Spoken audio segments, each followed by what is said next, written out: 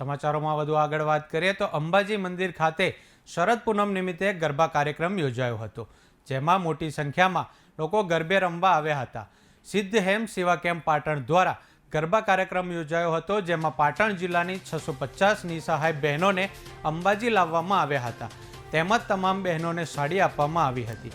અંબાજી મંદિરના ચાચર ચોકમાં ગરબા કાર્યક્રમમાં લોકો ગરબે ઘૂમ્યા હતા, ત્યારે ખેલૈયાઓ નવરાત્રી બાદ ગરબે ઘૂમતા જોવા મળ્યા હતા।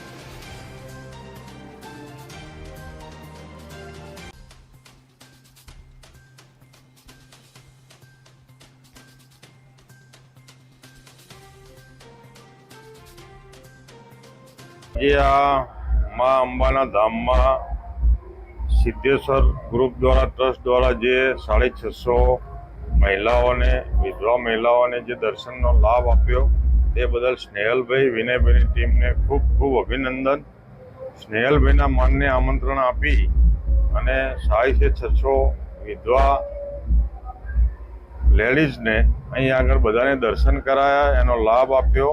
મને બહુ આનંદ થયો અને ભાવ વિભોર થઈ અને હું એ દરેકને અભિનંદન આપું છું।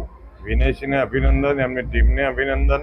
સ્નેહલભાઈ આવા પાટણના બધા કાર્યક્રમો કરતા રહે અને એના માટે જે બી જરૂરિયાત હોય, જે બી વાત હોય, એના માટે હું હાજર હંમેશા ઊભો રહીશ।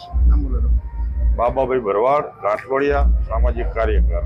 અને શરદ પૂનમના દિવસે અમે સિદ્ધ હેમ સેવા ટ્રસ્ટ વતી પાટણ અને આજુબાજુના વિસ્તારના લગભગ 61 ગામોથી અમે જેમ સિદ્ધ હેમ સેવા કેમ્પ ભાદરવી પૂનમે કરી અને લાખો પદયાત્રીઓને ભોજન પ્રસાદ આપીને સેવા કરીએ છીએ, બસ એ ભાવથી શરદ પૂનમે મા અંબાના દર્શન કરવા માટે અમે પાટણ અને પાટણ વિસ્તારના 60 ગામોમાંથી ગંગા સ્વરૂપ બહેનો કે જેની આર્થિક પરિસ્થિતિ, જેના પરિવારની આર્થિક પરિસ્થિતિ એ નબળી હોય એવી ગંગા સ્વરૂપ બહેનો અને એમનો નોંધણી કરી અને આજે શરદ પૂનમના દિવસે અંબાના દર્શન કરવા અને ચાચર ચોકમાં ગરબા રમવા અને માના ગુણલા ગાવા માટેનો એક કાર્યક્રમનું આયોજન કર્યું હતું।